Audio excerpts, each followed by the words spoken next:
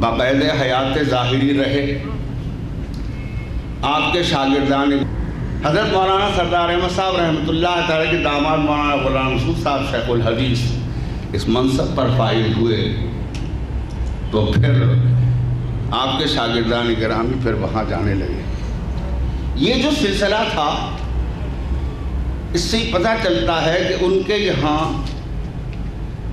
علم سب سے بڑی دولت تھی، سب سے بڑا رشتہ تھا، سب سے بڑی بات تھی، اور اس علم میں اتنے پختہ تھے اور اتنے پکے تھے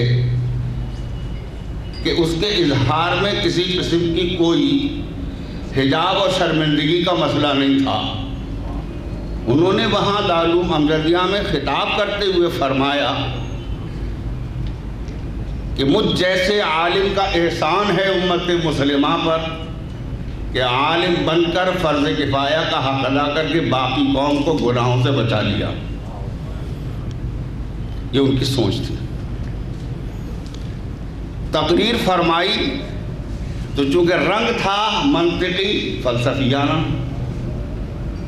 تو فرماتے کنتم امواتن فاحیاکم، تم سب معدوم تھے، ہم نے تمہیں وجود بخشا ہے۔ اور پھر فرماتے ہیں قرآن کریم فرماتا کہ عدم پہلے ہے، وجود بعد کو ہے، اس اعتبار سے۔ اور ان کو معدوم کہا اور کانا یکونوں سے کائنون کیا، اور ہر کائن کا ایک مکون ہوتا ہے۔ فاحیاکم کہہ کر فرما دیا مکون میں ہوں، موجد میں ہوں، موجود تم ہو۔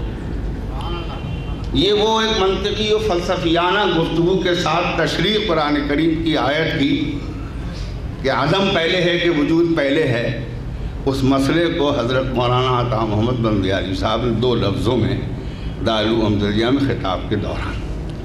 یہ تو وہ 2 حصے ہیں جو گویا میرے لیے انتہائی عزت و شرف کا باعث ہے۔ تیسرا حصہ وہ ہے جس میں انہوں نے اسی رشتے کے حوالے سے ہی غالباً کہ مولانا عبدالعلیم صدیقی رحمۃ اللہ تعالیٰ علیہ مبلغ اسلام، ان کا اپنا ایک مقام تھا، اس رشتے کے حوالے سے بھی وہی علمی مقصد تھا کہ وہ اعلیٰ حضرت فاضل بریلوی رضی اللہ عنہ خلیفہ تھے۔ سو آندھیاں آئیں طوفان آئے، باد مخالف کے جھکڑ چلے، لوگ ادھر سے ادھر گئے آئے بہکے، ٹھیک ہوئے سنبھلے پھر بکھر گئے، مولانا عطا محمد بندیالی صاحب جہاں تھے وہیں رہے، جہاں تھے وہیں رہے۔ اور یہ اسی شخص کا کام ہے جو فکر میں، علم میں، فراست میں، ذہانت میں، وزاداری میں اور علم میں، اور اس کے ساتھ ساتھ روایت کا امین ہو۔ میں اس سے زیادہ کچھ نہیں کہنا چاہتا، صرف اتنا عرض کرتا ہوں کہ یہاں جو بیٹھے وہ آٹے میں نمک کے برابر بھی نہیں، ان کے شاگرد، ان کو شاگرد اب نہیں کہا جاتا، استاد نہ، استاد بھی نہیں کہا جاتا، استاد الاساتذہ کہا جاتا ہے۔ آپ کسی بھی صوبے کے کسی بھی شہر میں چلے جائیے پاکستان کے، مولانا عطا محمد بندیالوی کا شاگرد وہاں محض شاگرد نہیں، استاد کی حیثیت سے موجود ملے گا۔ یہ وہ خدمات ہیں جو انہوں نے اس سرزمین میں تقریباً 90 برس انجام دی ہیں۔ سیدھے سادے آدمی، اور ہر بڑے آدمی میں ایک بچہ بھی ہوا کرتا ہے، تو مولانا عطا محمد بندیالوی صاحب کے اندر بھی ایک بچہ تھا، اور وہ یہ کہ ہوائی جہاز سے سفر نہیں کروں گا، خود کسی کے گزرا دے گئے۔ السلام علیکم۔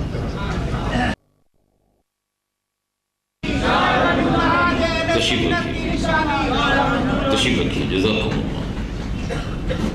اعوذ باللہ من الشیطان الرجیم، بسم اللہ الرحمن الرحیم، الحمد للہ رب العالمین، والصلاة والسلام على اشرف الانبیاء وسید المرسلین، نبینا وحبیبنا وشافعنا ومشفعنا ووسيلتنا مولانا محمد صلى الله عليه وعلى آله وصحبه أجمعين. يا رب صل وسلم دائما سرمدا على حبيبك خير الخلق كلهم. اللهم صل وسلم وبارك على حبيبك ونبيك سيدنا مولانا محمد صاحب الوجه الأنور والجبين الأزهر. صلاة وسلاما عليك يا سيدي يا رسول الله.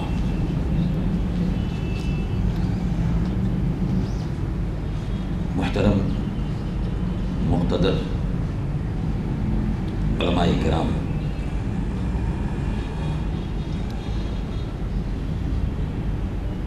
حضرت علامہ مولانا مفتی محمد رفیق الحسنی اور پروفیسر مولانا مفتی منیب الرحمن صاحب نے اس فقیر کو جب یہ ارشاد فرمایا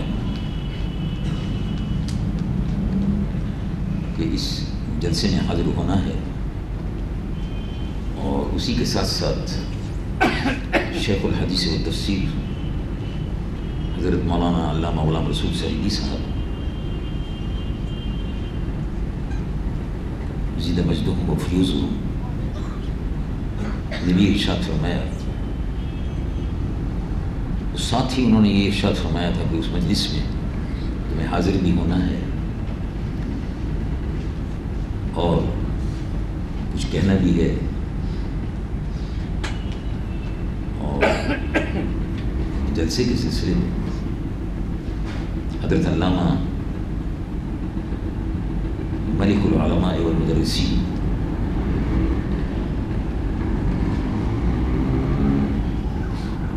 حضرت علامہ مولانا عطا محمد صاحب بندیالی نبر اللہ مرقدہ کا تعزیتی جلسہ ہے. تو اس فقیر کو جو ان سے نسبت تھی اور جو تعلق خصوصی تھا، میں نے یہ عرض کیا کہ میں حاضر حضور یقیناً ہوں گا کہ بہرحال انہوں نے بڑا کرم فرمایا، وہ تاریخ کا تقرر ہوا اور میں ذاتی طور پر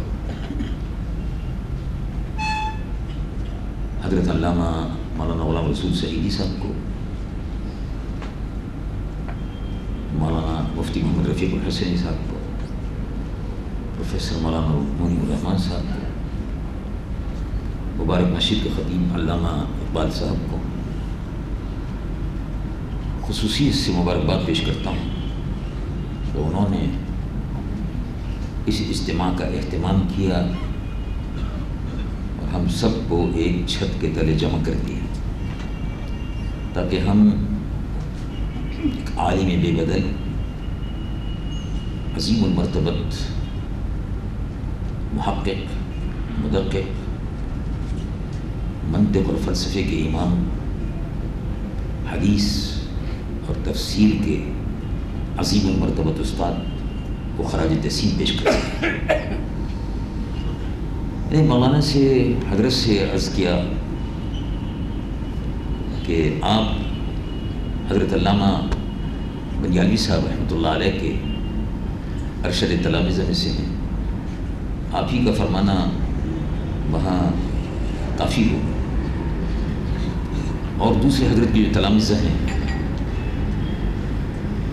ان کا وجود امام مسعود باعث برکت ہے. تقریباً پورے پاکستان میں حضرت کے تلامذہ پھیلے ہوئے ہیں اور بہت سے شاگرد حضرت کے اس وقت برطانیہ میں، امریکہ میں تدریس کی، خطابت کی خدمات انجام دے رہے ہیں میرے علم کے مطابق. لیکن حضرت نے اصرار فرمایا کہ تم کو آنا ہوگا. میرا چند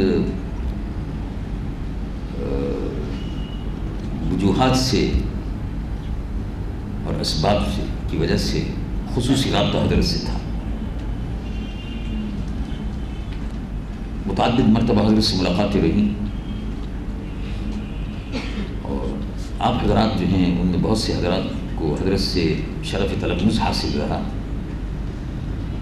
اور بڑی قربت بھی رہی. میں سمجھتا ہوں کہ مجھے بھی اچھی خاصی قربت رہی ہے. جمعیت علماء پاکستان کا تذکرہ بہت ضروری ہے، اس لیے کہ وہ حضرت رحمۃ اللہ علیہ جمعیت علماء پاکستان کے مجلس عاملہ کے رکن تھے. اس کے بعد جمعیت علماء پاکستان کے نائب صدر تھے. جمعیت علماء پاکستان کے انتخابات، 2 انتخابات ایسے تھے جن میں وہ انتخابات کے کمشنر مقرر تھے. اپنی نگرانی میں انہوں نے انتخابات کرائے. اس سے اب آپ سمجھ سکتے ہیں کہ اس فقیر کا ان سے کتنا تعلق ربط اور ضبط ہوگا. اور بڑی محبت فرماتے تھے اور قلبی تعلق بھی تھا. مرتبہ میں سال گزشتہ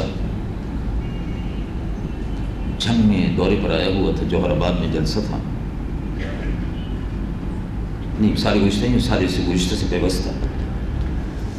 اور پورے ملک میں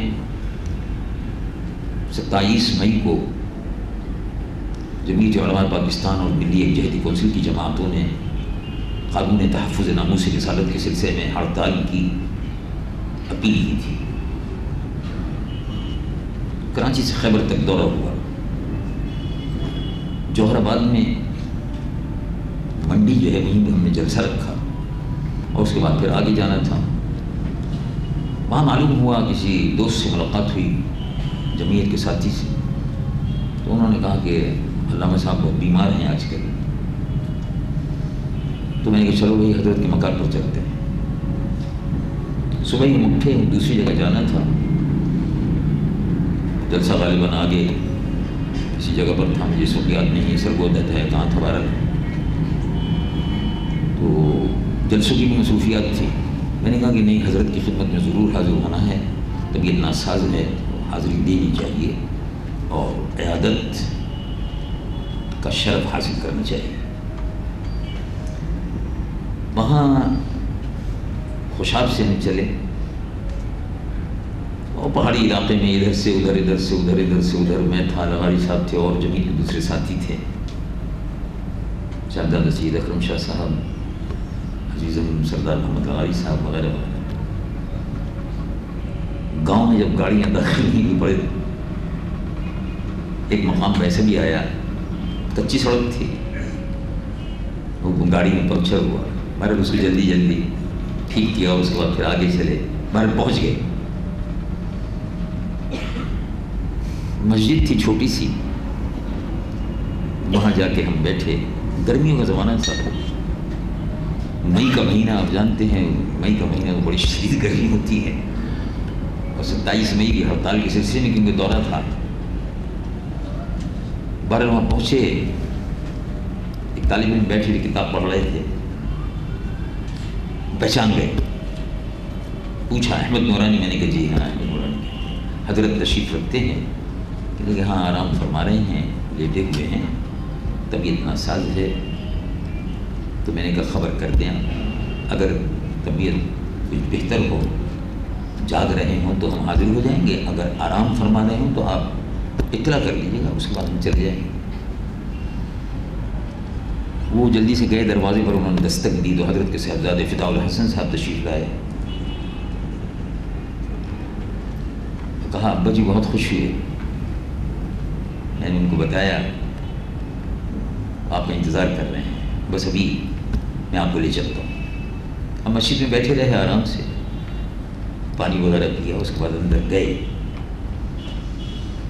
وہ چارپائی کمزوری اور ضعف کے سبب چارپائی سے اٹھ نہیں سکتے تھے، لیکن بہرحال اٹھے. میں بہت عرض کرتا رہا اور عرض کیا کہ نہیں آپ تشریف رکھیے. بہت خوش ہوئے. وہ کہا بھائی میں تو خیال بھی نہیں کر سکتا تم یہاں آ جاؤ گے، گاؤں ہے، دیہات ہے، راستے بڑے خراب ہیں، دھمن میں کیا دبا ہے. لیکن بعد میں مجھے خیال آیا کہ نہیں آپ تم احمد نورا. میں نے سوچا یہ بچہ ہے، اس نے خبر دی، کوئی غلط فہمی ہو گئی ہوگی شاید. لیکن بعد میں مجھے خیال آیا کہ بھئی تم پھرتے رہتے ہو، گھومتے رہتے ہو ادھر ادھر، کہیں نہ کہیں پہنچ ہی جاتے ہو، تو ضرور یقیناً وہی آیا ہے۔ بڑے خوش ہوئے۔ اس کے بعد اصرار فرمانے لگے کہ نہیں، ابھی تو اس وقت تقریباً 11 بجے ہیں صبح کے، تو اب تم ٹھہرو، چائے وائے پیو، اس کے بعد پھر کھانا کھا کے پھر جانا۔ میں نے کہا حضرت جلسہ ہے ہمارا، ظہر کے بعد فلاں مقام پر ہمارا جلسہ ہے، میں اجازت چاہوں گا۔ تقریباً 1.5 گھنٹہ میں بیٹھا رہا اور میں بہت اصرار کرتا رہا کہ آپ بالکل لیٹے رہیے آرام سے۔ کہا کہ نہیں۔ تو مکان جو حضرت کا وہاں تھا، ایک چھوٹا سا مکان، ایک چھوٹا سا مکان، اور اس کی کچھ کچی کچھ پکی دیواریں، اور اس کو دیکھ کر سبحان اللہ، اس مکان کو دیکھ کر، ان کے علم شخصیت کو دیکھ کر، وہ علم کا کوہ گراں تھے، علم کا پہاڑ تھے، علم کا سمندر تھے۔ بعض بزرگوں نے کسی کے متعلق یہ کہا، وہ واقعی ان پر صادق آتا تھا، اس لیے کہ میں بھی مختلف مسائل پر حضرت سے بات کرتا رہتا تھا، گفتگو ہوتی رہتی تھی۔ تو ذالک بحر، ایک شخص کے متعلق، ایک بزرگ کے متعلق کسی نے پوچھا کہ ان کی شخصیت کیسی تھی، تو انہوں نے جواب دیا ذالک بحر لا ساحل له، وہ ایک سمندر تھے جس کا کوئی کنارہ نہیں تھا۔ تو بڑی عظیم شخصیت تھی۔ خیر بہرحال وہ بیٹھا رہا، جمعیت علماء پاکستان کے متعلق کچھ باتیں ہوتی رہیں، اور وہ ہڑتال کے سلسلے میں، یعنی کہ میں اخبار میں پڑھ رہا تھا، اخبار پڑھتا رہتا ہوں۔ حضرت اخبار بڑی پابندی سے پڑھتے تھے۔ ایک روز اچانک میں اسلام آباد سے آ رہا تھا، اور جب ہم جوہر آباد سے گزرے، خوشاب پہنچے، جوہر آباد سے گزرتے خیال آیا چلو حضرت کے پاس چلتے ہیں، بندیال شریف۔ ہم بندیال شریف پہنچ گئے تو اس دن طلبہ کی چھٹی کا دن تھا، اور کوئی خاص دن تھا، بہرحال اس وقت مجھے یاد نہیں ہے، میں کبھی کبھی بھول بھی جاتا ہوں اکثر۔ تو حضرت آرام سے بیٹھے ہوئے تھے اپنے حجرے پہ، اوپر درسگاہ میں اوپر حضرت کا کمرہ تھا، وہاں تشریف فرما تھے۔ میں حاضر ہوا، بڑے خوش ہوئے، اور اسی وقت فرمایا کہ چائے لاؤ بھائی، یہ لاؤ بھائی، وہ لاؤ بھائی۔ کہاں سے آ گئے، کدھر سے آ رہے ہو بھائی؟ تو میں نے کہا حضرت تو فلاں جگہ دورے پر گئے ہوئے تھے، وہاں سے واپس ہو رہے تھے، اب لاہور جا رہے تھے۔ میں نے کہا آپ کی گزر رہے کرتے تھے، انتہائی سادہ۔ آپ ان کو دیکھ کر یہ اندازہ نہیں کر سکتے کہ اس شخص میں، اس مختصر سے نحیف الجثہ وجود میں علم کا ایک سمندر ہے، تو تصور بھی نہیں کر سکتا۔ ہم نے بھی کافی بزرگ اساتذہ کی زیارت کی ہے۔ میرے استاد محترم حضرت مولانا سید غلام گیلانی صاحب، استاد العلماء رحمۃ اللہ علیہ، نور اللہ مرقدہ، صرف النحو کے اپنے وقت کے عظیم المرتبت بڑے بے مثل استاد تھے۔ وہ بڑی سادہ زندگی ان کی تھی، لیکن علامہ صاحب کی بہت ہی زیادہ سادہ تھی، سبحان اللہ۔ وہ حضور فرمود سید العالمین مصطفیٰ صلی اللہ علیہ وسلم سے جب پوچھا گیا، عرض کیا گیا،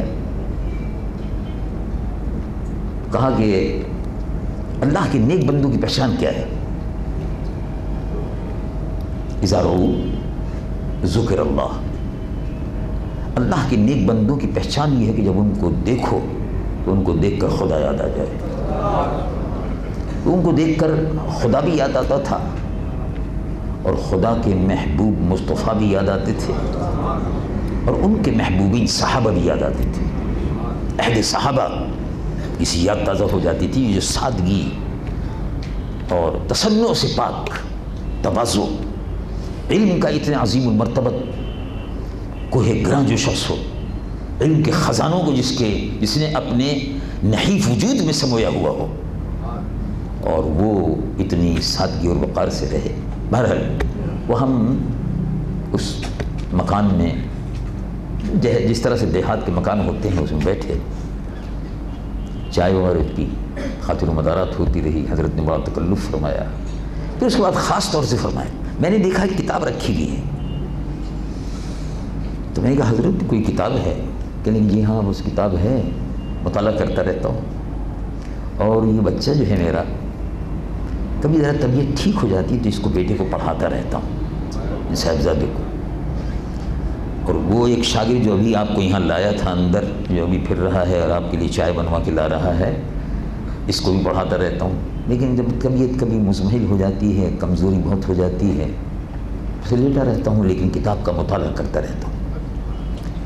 عالم جو ہے وہ کتاب کا مطالعہ ضرور کرتا رہتا ہے. اور میرے والد ماجد حضرت مولانا شاہ عبد العلیم صاحب صدیقی مدنی رحمۃ اللہ علیہ اس سے ارشاد فرمایا کرتے تھے، کچھ دوست جمع ہو جاتے تھے ہم لوگ، تو ہمارے کہ دوست جو ہیں کبھی کبھی میں دیکھتا ہوں، آتا جاتا ہوں، اترتا ہوں اوپر سے نیچے سے، تو تمہارے کمرے میں ایک بیٹھک تھی باہر مردانہ، اس میں ہم کچھ لڑکے اپنے ساتھیوں کے ساتھ بیٹھے رہتے تھے، بچپن کا ذکر ہے. تو ارشاد فرمایا کہ میں آتے جاتے دیکھتا ہوں کتاب بہت کم ہوتی ہے تمہارے پاس، یہ گپ شپ دوستوں کے ساتھ رہتی ہے. تو نصیحت فرمائی، خیر جلیس و خیر جلیس فی الزمان کتاب، بہترین جلیس، بہترین ساتھی زمانے میں تمہارے لیے کتاب ہے. طالب علم ہو زیادہ وقت جو ہے یہ گپوں میں شبوں میں ادھر میں دوستوں میں احباب میں گزارنے کا، بیٹھ جاتے ہیں آ کے ادھر ادھر کی باتیں کرتے ہو، کتاب پڑھا کرو، شوق سے پڑھو. تو میں نے جب ان کو دیکھا تو کتاب رکھی ہوئی تھی، میں نے کہا کہ دیکھیے بیمار بھی ہیں، طبیعت ناساز ہے، چلنے پھرنے میں نقاہت محسوس کرتے ہیں، بڑی مشکل سے اٹھا جاتا ہے، لیکن کتاب رکھی ہوئی ہے، اس کا مطالعہ جاری رہتا ہے. انہوں نے علم حاصل کیا اور علم حاصل کرنے کے بعد اس علم کو پھیلایا. وہ ایسے عالم تھے جن کے علم سے انتفعوا به، جن کے علم سے لوگوں نے فائدہ اٹھایا، جنہوں نے علم کو پھیلایا. یہ وہ علم جو جن کو چشمہ نبوت سے جو نکلے ہیں، ان علوم کو پھیلاتے رہے اور نشر کرتے رہے. اور بہت بڑا عظیم کارنامہ ان کا یہ تھا. ان کے مکان کو دیکھ کر سیدنا علی المرتضیٰ کرم اللہ وجہ الکریم رضی اللہ عنہ کا یہ ارشاد مجھے یاد آیا، لنا علم وللجہال مال. پورا شعر ہے وہ، لیکن میں اس کا ایک مختصر سے ہی پڑھ رہا ہوں، بعد میں آگے چلتا ہوں، وقت کم ہے. لنا علم، علی المرتضیٰ کرم اللہ وجہ الکریم سے کسی نے پوچھا، میں ہمارے لیے علم ہے، وللجہال مال، اور جاہلوں کے لیے مال ہے. اب میں خود بھی بہت ناکارہ اور حقیر اور فقیر ہوں، سیاہکار ہوں، لیکن ایک بات ضرور عرض کروں گا کہ علماء اٹھتے جا رہے ہیں، اور ظاہر ہے جب علماء اٹھتے جا رہے ہیں تو علم بھی اٹھتا جا رہا ہے. جیسے روئے زمین پر سے اہل ایمان اٹھتے جائیں گے، اور جب اہل ایمان اٹھتے جائیں گے تو ایمان جو ہے اپنے مرکز ایمان پر واپس چلا جائے گا. جیسے کہ حدیث مبارک ہے، حضور پر نور سید العالمین مصطفیٰ صلی اللہ علیہ وسلم نے ارشاد فرمایا، ان الایمان لیأرز الی المدینۃ کما تأرز الحیۃ الی جحرها، اور کما قال صلی اللہ علیہ وسلم. ایمان جو ہے یہ آہستہ آہستہ آہستہ آہستہ یعنی قرب قیامت جب ہوگی اٹھتا چلا جائے گا، اٹھتا چلا جائے گا، اٹھتا چلا جائے گا. اسے علم علماء کے جانے سے اٹھتا چلا جائے گا. یعنی علماء اس دنیا سے رخصت ہوں گے، علم رخصت ہوتا چلا جائے گا. اور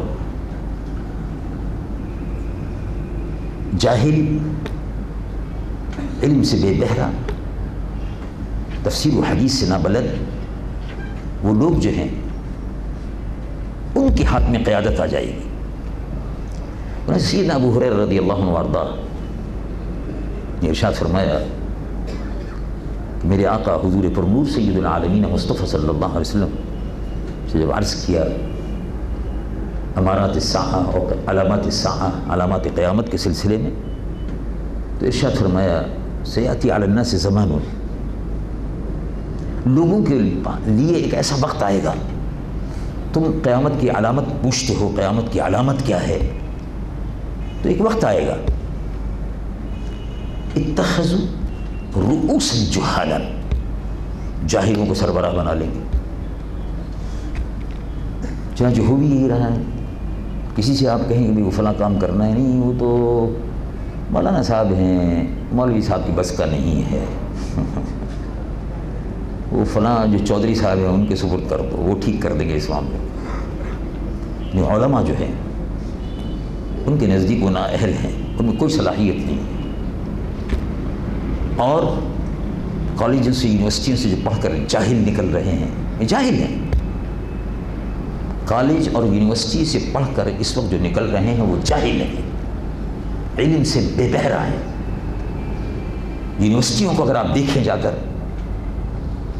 کراچی یونیورسٹی کو اگر آپ دیکھیں جا کر، اور پاکستان کی مختلف یونیورسٹیوں کو آپ جا کر دیکھیں، تو لڑکے اور لڑکیاں لان میں بیٹھے ہوئے ہیں، باغیچوں میں بیٹھے ہوئے ہیں. ایک لڑکا ایک لڑکی ادھر بیٹھی ہوئی، ایک لڑکا ایک لڑکی ادھر بیٹھی ہوئی ہے. اور اس کے بعد کیا ہو رہا ہے؟ میں نے اپنی آنکھوں سے وہ مناظر پاکستان کی بعض یونیورسٹیوں میں ان کے لان میں دیکھے ہیں جو مناظر آکسفورڈ یونیورسٹی میں نظر نہیں آئے. ظاہر ہے مجھے اس کا تجربہ ہے اور جاتا رہتا ہوں. آکسفورڈ یونیورسٹی میں ابھی حال ہی میں سردار فاروق احمد صاحب لغاری جو صدر رہے ہیں اس ملک کے، وہ جس زمانے میں آکسفورڈ میں پڑھتے تھے اس زمانے میں میں وہاں تقریر کرنے کے لیے جاتا تھا. وہاں کی ان کی چھوٹی سی آکسفورڈ کی یونیورسٹی کی مسلمان طلبہ کی چھوٹی سی انجمن تھی. وہ مقررین کو بلایا کرتے تھے سیرت نبوی کے جلسوں کے سلسلے میں، اور بڑے عظیم اجتماعات وہاں آکسفورڈ یونیورسٹی ہال میں سیرت طیبہ کے متعلق ہوا کرتے تھے، محفل میلاد شریف. تو اس وقت یہ پڑھتے تھے وہاں، جبھی سے ملاقات وغیرہ تھی. اس دن بھی ملاقات ہوئی ان سے ابھی لاہور میں حال ہی میں ایک تقریب میں، تو اسی آکسفورڈ وغیرہ کا ذکر ہو گیا. آکسفورڈ یونیورسٹی میں ایک ہفتہ اپنے محاضرات کے سلسلے میں اور سیمینار کے سلسلے میں اور سیرت طیبہ کے جلسوں کے سلسلے میں قیام رہا، اور طلباء کے مہمان رہتے تھے. وہ قیام تھا، یونیورسٹی کے ماحول کو دیکھا، یونیورسٹی میں جو کچھ ہو رہا ہے اس کو دیکھا. میں یقین کے ساتھ کہہ سکتا ہوں کہ ابھی بھی ہمارے یہاں کا معیار تعلیم تو اپنی جگہ پر ہے، اخلاقی نقطہ نظر سے اتنی گراوٹ ہو گئی ہے کہ آپ اس کا تصور نہیں کر سکتے. مسلمان بچیاں اور سگریٹیں پی رہی ہیں، مسلمان بچیاں سگریٹیں پی رہی ہیں. یہ دیکھتا ہوں، میں نے کسی سے ذکر کیا، وہ کوئی صاحب تھے، ان کا انتقال ہو گیا تھا، اپنے شہر کے تھے، یونیورسٹی میں تھے، رہتے تھے بیچارے. میں تعزیت کے سلسلے میں وہاں حاضر ہوا، تو گزرتا ہوا جب گیا تو میں نے یہ ذکر کسی سے کیا، تو انہوں نے کہا آپ نے تو صرف وہ سگریٹ پیتے ہوئے دیکھا ہے، سگریٹ کے اندر جو تھا وہ آپ نے نہیں دیکھا. کیا مطلب؟ انہوں نے کہا یہ زیادہ تر ہیروئن پیتے، چرس پیتے. مسلمان لڑکیاں، مسلمان لڑکے کراچی یونیورسٹی میں، پشاور یونیورسٹی میں، پنجاب یونیورسٹی میں آوارگی، بے حیائی، بے شرمی، بے غیرتی اور اخلاقیات کا وہ انحطاط ہے کہ جس کا تصور آپ نہیں کر سکتے. اور یہ اخلاقیات اور ادب اور سعادت مندی اگر آپ دیکھنا چاہیں تو دارالعلوم میں تشریف لے آئیے، آپ کو فرق واضح نظر آئے گا. وہ شیطانی تعلیم جو دی جا رہی ہے سائنس اور فلسفے کے نام پر، لاجک اور فلسفی اور بائیولوجی وغیرہ وغیرہ علوم کی، اس ساتھ اخلاقیات نہیں ہیں. قوم اخلاقیات سے عاری ہوتی جا رہی ہے. امام شافعی رضی اللہ عنہ وارضہ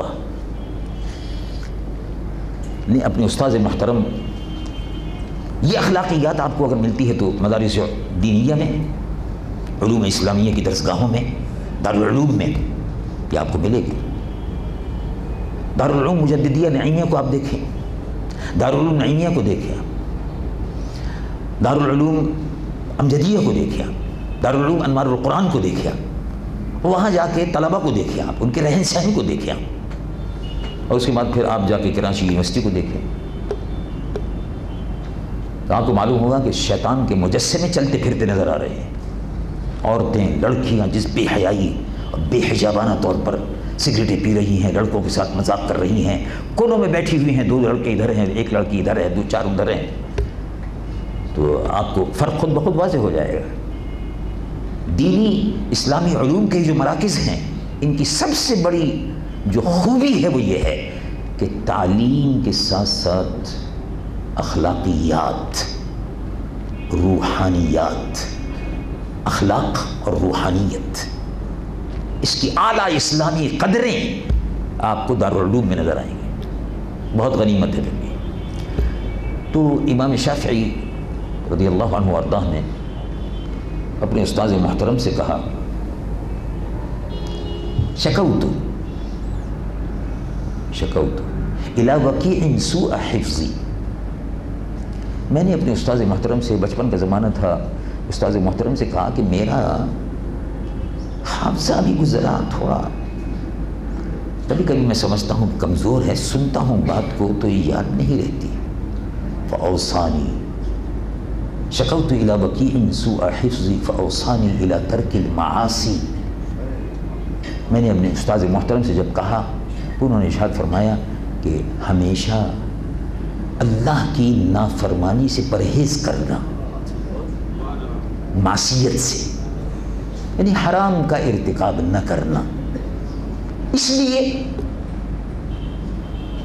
ارشدنی بأن العلم نور من الہ ونور اللہ لا یعطى لعاص، انہوں نے مجھ کو وصیت فرمائی، وکیع نور اللہ مرقدہ نے مجھ کو وصیت کی میرے استاد محترم نے، اور ارشاد فرمایا کہ جو تم علم حاصل کر رہے ہو یہ نور ہے،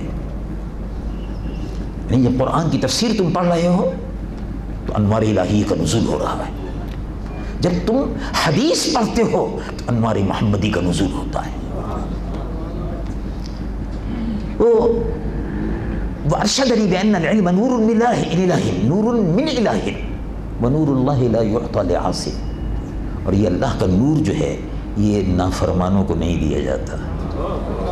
اس لیے عزیز محترم، اپنے حافظے کی نگہبانی کے لیے تم کو میں بہترین نسخہ یہ بتاتا ہوں، یعنی درس میں، علماء کے درس میں، قرآن مجید و فرقان حمید اور تفسیر و حدیث کی درسگاہوں میں جہاں علم اور نور کی بارش ہوتی تھی وہاں اخلاقیات کی بارش ہوتی تھی۔ ابھی آپ نے سنا کہ حضرت علامہ مولانا عطا محمد صاحب بندیالوی نور اللہ مرقدہ استاد الاساتذہ تھے، علم کا بحر بے کراں تھے،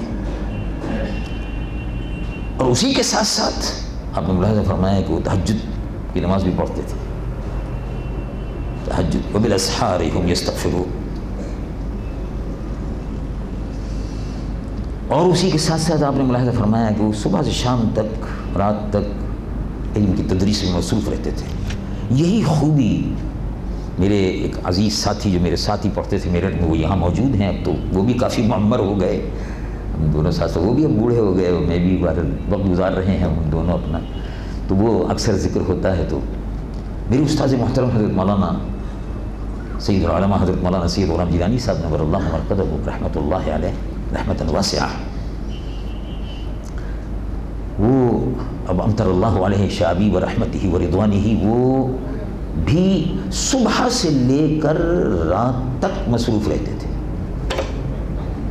کوئی خالی وقت ہوتا ہے تو فرماتے تھے ادھر آؤ، تم بھی ادھر آؤ، پڑھنے کا کچھ شوق ہے تو فلاں کتاب جو ہے فلاں وقت خالی وقت میں تم کو پڑھانا چاہتا ہوں، پڑھو گے؟ 4 5 8 10 20 طلباء اکٹھے ہو جاتے تھے، خالی وقت میں کوئی وقت خالی نہیں جاتا تھا۔ اب درس گاہیں ہماری جو ہیں اس میں کوئی شک نہیں کہ ان میں علم کی اعلیٰ علمی قدریں، اعلیٰ اخلاقی تعلیم دی جاتی ہے، لیکن اب اس تعلیم کا معیار گر گیا۔ اب صرف 3 گھنٹے 4 گھنٹے درسگاہوں میں تعلیم دی جاتی ہے، اور ہمارے زمانے میں تقریباً 7 گھنٹے ہم پڑھتے تھے۔ اس سے آپ اندازہ لگا لیں، صبح گرمی میں 7 بجے شروع ہو جاتی تھی اور سردیوں میں 7:30 بجے، 12 بجے چھٹی ہوتی تھی، سردیوں میں 11:30 بجے، گرمیوں میں 12 بجے۔ ظہر کی نماز پڑھتے ہی فوراً پھر درسگاہ میں سبق شروع ہو گئے، اور مغرب کے بعد پھر الگ سے صدر المدرسین صدر صاحب رحمۃ اللہ علیہ پڑھایا کرتے تھے، اس طرح سے۔ لیکن اب وہ اوقات درس بھی کم ہو گئے، طلباء کا کچھ شوق کم ہو گیا، پڑھانے والے اساتذہ کم ہو گئے۔ بہرحال یہ اپنی جگہ پر ہے مسئلہ، یہ تو ہمارے جو تنظیم المدارس ہے اس کا اپنا مسئلہ ہے، وہ دیکھیں کہ مدرسین دستیاب ہیں یا نہیں ہیں، مدرسین پیدا کرنے چاہیے یا نہیں پیدا کرنے چاہیے۔ حضرت کا ایک مشن تھا، وہ ایک تحریک تھی۔ تحریک یہ تھی کہ جس طرح بھی ہو سکے مدرسین تیار کیے جائیں، یہ ایک تحریک تھی، یعنی وہ تحریک کی حیثیت سے وہ کام کر رہے تھے، اور تحریک کی حیثیت سے وہ کام جو کر رہے تھے تنہا، یہ تو بہت بڑی بات ہے، چند آدمی مل کر کسی تحریک کو چلاتے ہیں، جیسے تحریک نظام مصطفیٰ ہے، بہرحال اس کو چند لوگ مل کر چلا رہے ہیں، نیچے سے کارکن ہیں، ساتھی ہیں، زندہ باد اور اس کے نعرے لگانے والے، اور نظام مصطفیٰ لائیں گے اور یہ جان کی بازی لگائیں گے وغیرہ وغیرہ، کملی والے کا نظام اور وغیرہ، اس قسم کے نعرے۔ تو یہ ایک تحریک ہے، اس میں سے بہت سے لوگ ساتھ ہیں، لیکن مدرسین کا تیار کرنا ایک پوری کھیپ، اہل سنت کے مدرسین کا تیار کرنا جو اپنے مقام پر علم کا ایک کوہ گراں ہوں۔ اب دیکھیے آپ کیسے انہوں نے تلامذہ تیار کیے، حضرت علامہ مولانا غلام رسول صاحب سعیدی دامت برکاتہم العالیہ، اللہ تبارک و تعالیٰ ان کے فیض و برکات کو جاری و ساری رکھیں، اور سب سے پہلے وہ یہ دعا کرنے سے پہلے یہ دعا ضرور کی، اللہ تعالیٰ ان کو صحت کاملہ عطا فرمائے اور دین کی زیادہ سے زیادہ ان سے خدمت لے۔ اسی طرح سے حضرت کے اور دوسرے تلامذہ ہیں، جن میں حضرت مولانا عبدالحکیم صاحب شرف قادری دامت برکاتہم جامعہ نظامیہ میں، اس طرح سے اور بہت سے ان کے تلامذہ ماشاءاللہ اپنی اپنی جگہ پر علم کی بے بہا خدمت کر رہے ہیں۔ اللہ تبارک و تعالیٰ اب ان سب حضرات کی عمروں میں برکتیں عطا فرمائے، اب اس کے بعد مدرسین تیار ہوں اور دین کے لیے جو کام ہونے والا ہے وہ ہو۔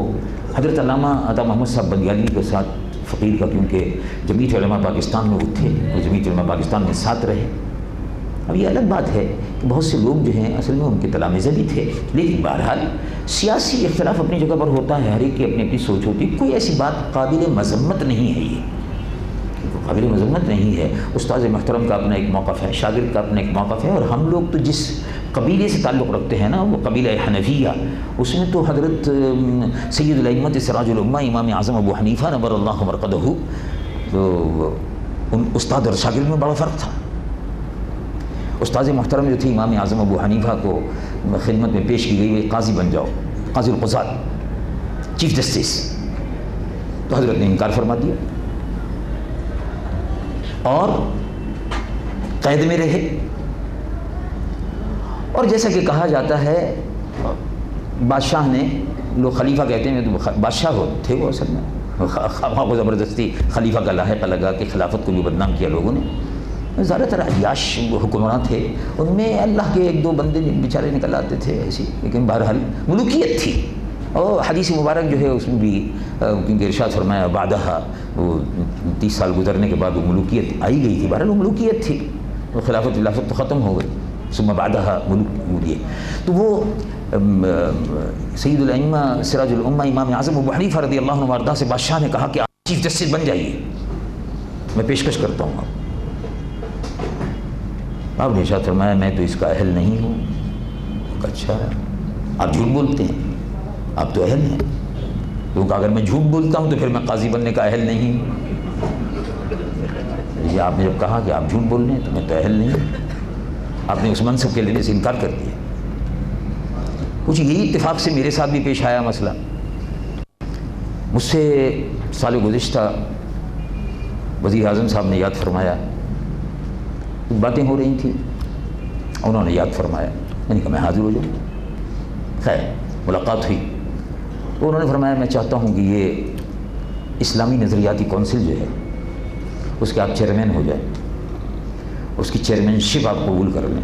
تو ہمارے ساتھی بھی تھے، ملنے کے لیے گئے تھے، ہم تو سوچ رہے تھے کہ کچھ باتیں کچھ حکمران اور ملک کی اور یہ ہوں گی، لیکن بہرحال یہ مسئلہ جب شروع میں آ گیا، میں نے کہا بات اصل میں یہ ہے جناب کہ وہ آپ کا شکریہ، اسلامی نظریاتی کونسل کی چیئرمین شپ بڑی پرکشش چیئرمین شپ ہے، تو ہم یہ چاہتے ہیں کہ اس ملک میں اسلام کا نظام نافذ ہو، اور اب جیسے دیانتدار لوگ، علم سے آراستہ لوگ اگر آ جائیں، نہیں کہا نہیں ہم تو معمولی سے لوگ ہیں، کچھ اللہ کے نیک بندوں کی صحبت میں بیٹھے ہیں، ضرور علماء سے اکتساب کیا ہے، ان کی نالیں سیدھی کی ہیں، وہ خاص علم وغیرہ نہیں ہے، بس ایسی سطحی ہے۔ بہرحال تو انہوں نے کہا کہ نہیں بات اصل میں یہ ہے آپ ہی جیسے لوگ آئیں گے تو پھر ہمارے لیے مددگار بن جائیں گے، تو ہم اس ملک میں نظام مصطفیٰ کو نافذ کر سکیں گے۔ چنانچہ یہ بات میں اخبارات میں بھی رپورٹ ہوا یہ واقعہ۔ میں نے کہا کہ بات اصل میں یہ ہے کہ ہم تو اس قابل نہیں ہیں، اور اب میں عمر کے اس منزل میں ہوں کہ جس میں قبر بالکل برابر میں ہے، سامنے نظر آ رہی ہے۔ پہلے تو شاید یہ تھا کہ بھی شاید لمبی عمر ہے، بڑی عمر ہے، اب تو عمر کا وہ حصہ ہے، 73 برس گزر گئے، تو اب وہ عمر کا ہی وہ حصہ ہے جس میں قبر سامنے ہی ہے بالکل۔ پتہ نہیں کب رخصت ہو جائے، تو بہرحال اب تک تو نوکری کی نہیں، اب کیا نوکری کرنی؟ ابا جی نے ہماری کبھی نہیں کی رحمۃ اللہ علیہ، اور دادا ابا نے کبھی نہیں کی، تو میں نے کہا کہ یہ ٹھیک ہے، آپ کو ہم ایسے آدمی دے دیں گے کہ جو اسلام کے نظام کو، نظام مصطفیٰ کو نافذ کرنے میں آپ کے مددگار اور معین بن جائیں گے، ایسے آدمی ہم دے دیں گے آپ۔ لیکن بہرحال میں معذرت چاہتا ہوں۔ بہرحال تو منصب جو ہے اس کو قبول کرنے میں بھی مصلحتیں ہیں اگر کر لیا جائے تو، تاکہ وہاں بیٹھ کر آپ اس منصب کے مطابق کچھ چیزیں ایسی کر دیں کہ جو آنے والی نسلوں کے لیے رہنمائی کر سکیں، اور میں سمجھتا تھا کہ ہم اس کے اہل نہیں ہیں۔ امام اعظم ابو حنیفہ رضی اللہ عنہ وارضاہ نے بہرحال وہ وزیر اعظم صاحب سے ملاقات ہوئی، انکار کر دیا، اور بھی بہت سی باتیں ہوئیں، مثلا یہی بات ہوئی، ان سے کہا میں نے کہ آپ بحیثیت وزیر اعظم کے ایک سوال کہ اگر آپ متحمل ہو سکیں تو مجھے پوچھنے کی جسارت ہو جائے، نہیں فرمائیے۔ تو ہم سب بیٹھے ہوئے تھے، جنرل اظہر صاحب تھے، پروفیسر صاحب تھے، اور دوسرے حضرات تھے، ہمارے صاحبزادہ اکرم شاہ صاحب وغیرہ، اور ان کے ساتھ بھی ان کے بھائی صاحب شہباز صاحب، وزیر داخلہ وغیرہ سب موجود تھے، وزراء کی پوری ٹیم بیٹھی ہوئی تھی، اپنے وزیر امور مذہبی بھی تھے۔ تو میں نے کہا وہ ایک سوال ہے چھوٹا سا، دیکھ لیجیے آپ اگر مناسب سمجھے تو جواب دے دیجیے گا۔ میں نے کہا وہ کیا، فرمائیے، ضرور کہیے آپ۔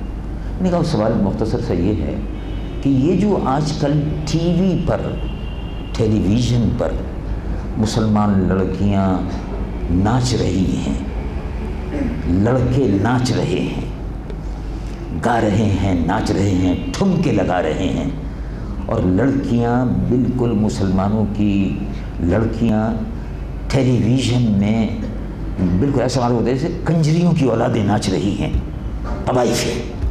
اور نام تو میں نے کہا بڑا خوبصورت ہو گیا، طائفوں کا طوائف، یعنی طوائفوں کا طائفہ ہو گیا، طوائف کو طائفہ کر دیا۔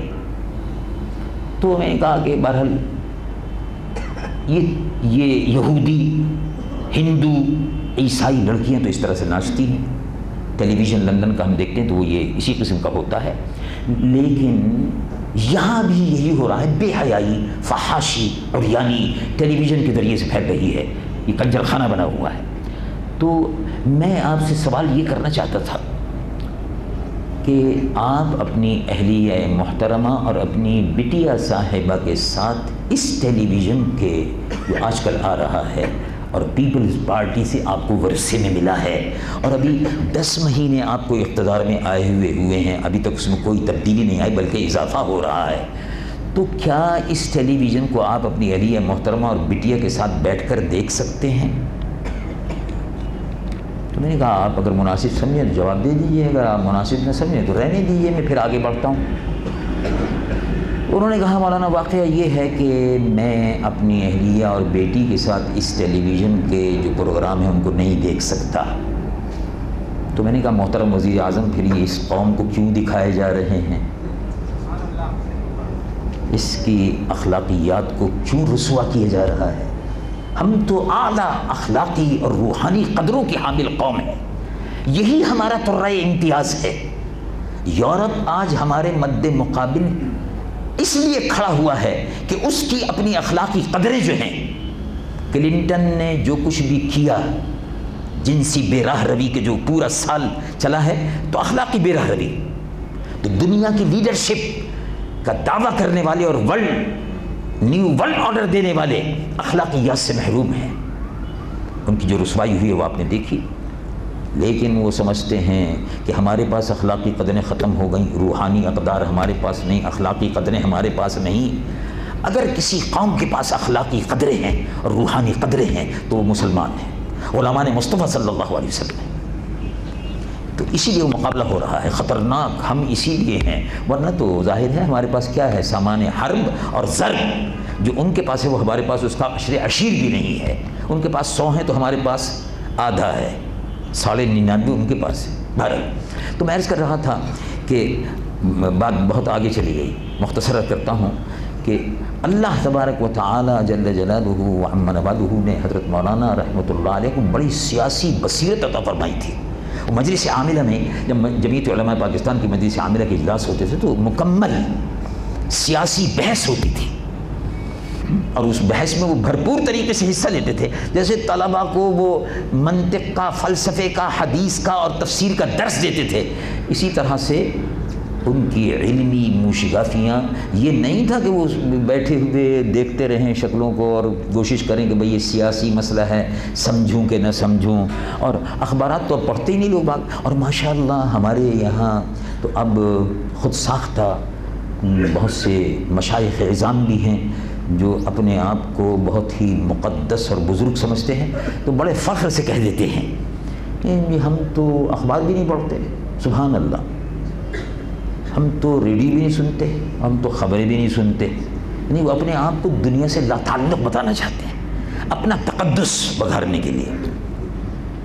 الم تر الی الذین یزکون انفسہم بل اللہ یزکی من یشاء، جو یہ اپنے تقدس کا ڈھونگ رچاتے ہیں، کہ ہمیں کچھ پتہ نہیں ہے، ان کو یہ بھی خبر نہیں بیچاروں کو، وہ امت مسلمہ کی روحانی قیادت کر رہے ہیں، شیخ طریقت ہیں، روحانی قیادت کر رہے ہیں، ان کو یہ بھی خبر نہیں کہ کشمیر کدھر ہے، ان کو یہ بھی خبر نہیں کوسوو کہاں ہے، بوسنیا کہاں ہے، چیچنیا کہاں ہے، وہ جغرافیے سے بے خبر ہیں، جغرافیے سے بے خبر ہیں، صرف اپنے سے باخبر ہیں، باقی ہر چیز سے بے خبر ہے۔ نہیں ہم تو سیاست میں آتے ہی نہیں، سبحان اللہ، اتنے مقدس آدمی ہیں آپ کہ آپ کا سیاست سے کوئی تعلق ہی نہیں ہے۔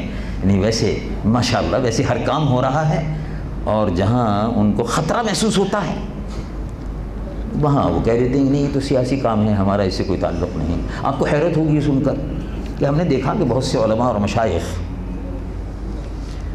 بڑے اہتمام سے 11ویں شریف کرتے ہیں، بڑے اہتمام سے 11ویں شریف کا چندہ بھی آتا ہے، دیگ بھی پکتی، کوئی بری بات نہیں، بڑی اچھی بات ہے، خوشی کی بات ہے۔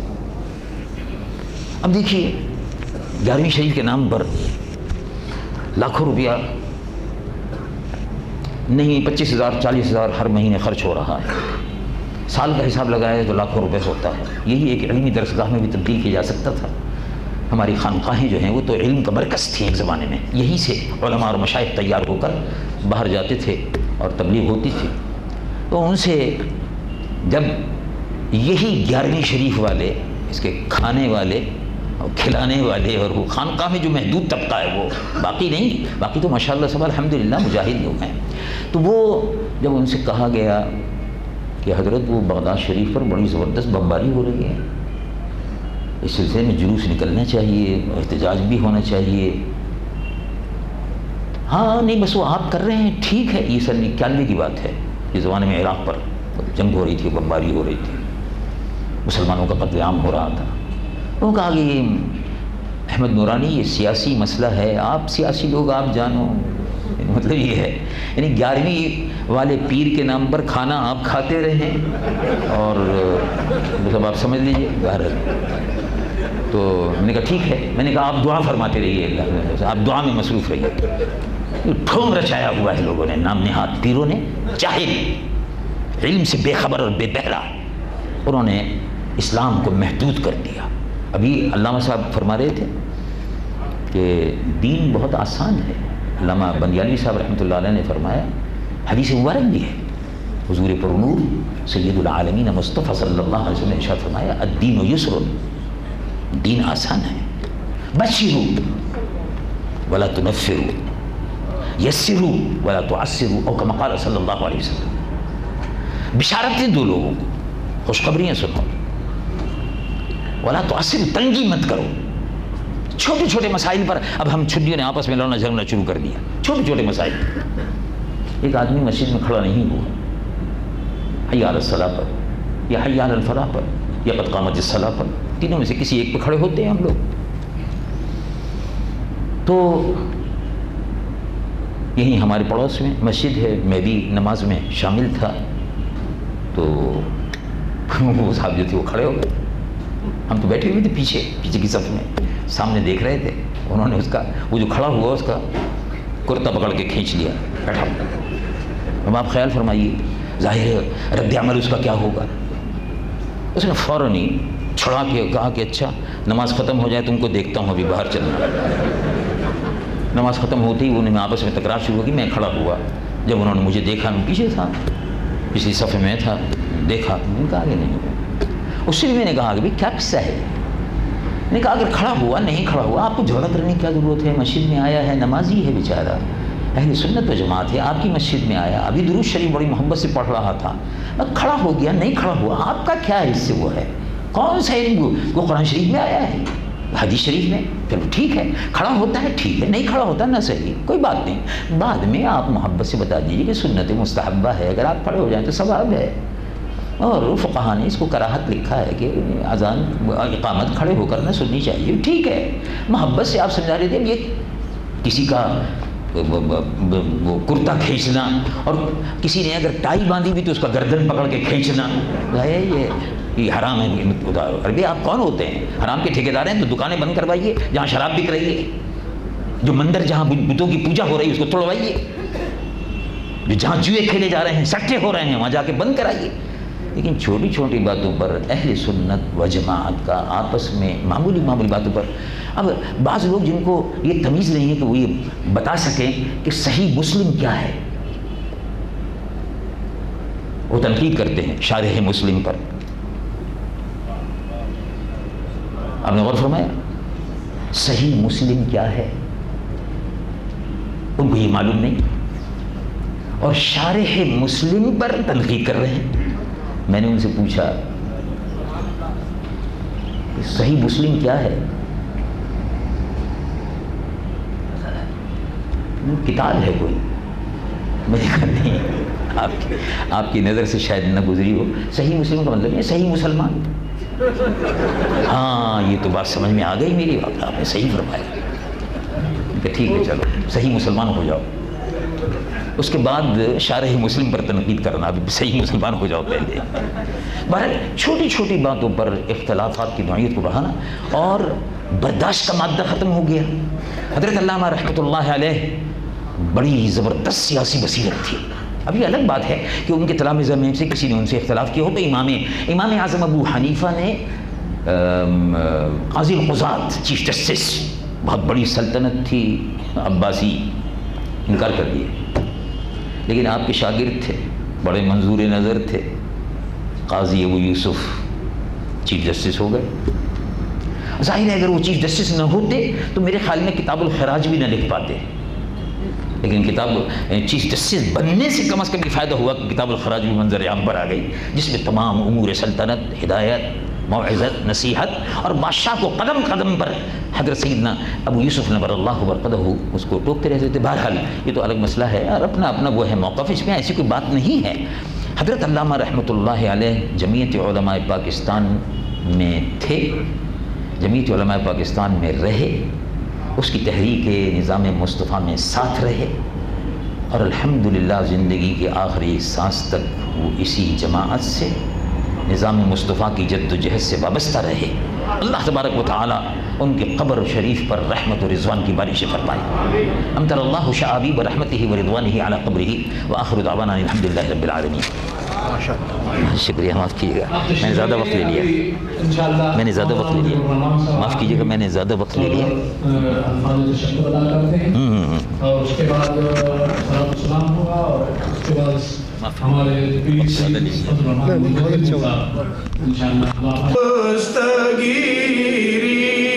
یا نبی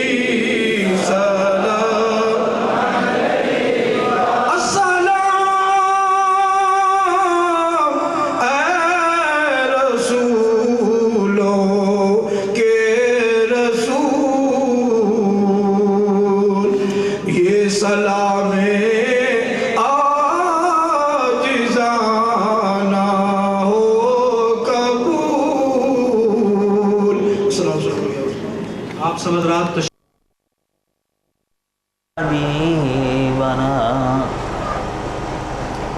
ومولانا محمد صلی اللہ تعالی علیہ وسلم عبدہ ورسولہ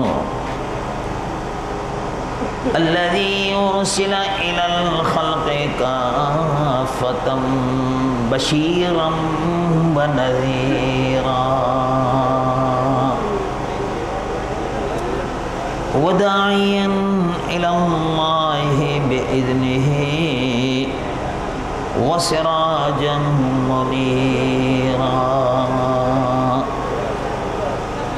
وبشر المؤمنين بأن لهم من الله فضلا كبيرا فهو الحبيب الذي ترجى شفاعته لكل هول من الأهوال مقتحم جاءت لدعوته الأشجار ساجدة تمشي إليه على ساق بلا قدم ومن تكن برسول الله نصرته إن تلقه الأسد في آجامها تجيمي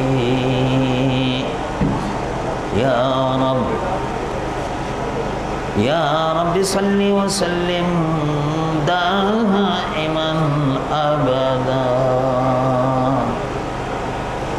على حبيبك خير الخلق كلهم اللهم صل على حبيبك سيدنا مولانا محمد صاحب الوجه الأنور والجبين الأزهر صلاة وسلاما عليك يا سيدي يا رسول الله قال الله عز وجل في شان حبيبه إن الله وملائكته يصلون على النبي يا أيها الذين آمنوا صلوا عليه وسلموا تسليما اللهم صل على سيدنا مولانا محمد وعلى آله وصحبه وسلم صلاة وسلاما عليك يا سيدي يا رسول الله میرے محترم مقتدر علماء کرام، میرے محترم بھائیوں، میرے محترم بزرگوں، عزیز نوجوانوں، پیارے پیارے بچوں، السلام علیکم ورحمۃ اللہ وبرکاتہ۔ مجھے خوشی ہے کہ جمعیت علماء پاکستان کے زیر اہتمام آج شیر شاہ کے اس علاقے میں آپ کی خدمت میں حاضر ہونے کا اور آپ سے کچھ عرض کرنے کا موقع مل رہا ہے۔ جمعیت علماء پاکستان کی دعوت پر جیوے پاکستان کانفرنس میں جلسے میں شرکت کے لیے آپ تشریف لائے۔ میں جمعیت علماء پاکستان کی جانب سے آپ کا شکر گزار ہوں، اور ہمارے تمام وہ ساتھی جو اس علاقے میں رہتے ہیں، تمام محترم بھائی اور عزیز جنہوں نے اس جلسے کے تعاون کرنے میں، جلسے کے سلسلے میں تعاون کرنے میں دام درم قدم سخن حصہ لیا، اللہ تعالیٰ ان کو بہترین جزائے خیر عطا فرمائے۔ آج جیوی پاکستان کے اس اجتماع میں ہم وطن عزیز پاکستان کے سلسلے میں کچھ باتیں کرنا چاہیں گے۔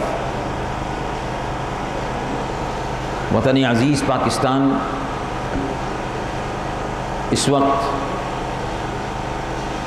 جس میں ہم رہ رہے ہیں، یہ بڑی عظیم جدوجہد کے بعد، بڑی عظیم قربانیوں کے بعد اللہ تبارک و تعالیٰ جل جلالہ عمن والہ کے فضل و کرم سے اس کے پیارے محبوب رحمت للعالمین حضور پر نور سید العالمین محمد الرسول اللہ صلی اللہ علیہ وسلم کی امت کے لیے اللہ تبارک و تعالیٰ نے پاکستان ایک تحفے کے طور پر عطا فرمایا۔ یہ وہ ملک ہے، ہمارا یہ وہ پیارا وطن ہے کہ جس میں اللہ تبارک و تعالیٰ نے عظیم نعمتیں اور برکتیں عطا فرمائی۔ یہ وہ عظیم ملک ہے کہ جو 26 تاریخ 27ویں شب قدر میں قائم ہوا۔ اب آپ اس سے اندازہ لگا سکتے ہیں کہ اللہ تبارک و تعالیٰ نے اپنے محبوب صلی اللہ علیہ وسلم کی امت کے لیے یہ عظیم الشان ملک، یہ کراچی سے لے کے خیبر تک، یہ خاران سے لے کے واگہ تک، اتنا حسین و اتنا جمیل ملک 26 تاریخ 27ویں شب قدر میں یہ ملک ہم کو ملا۔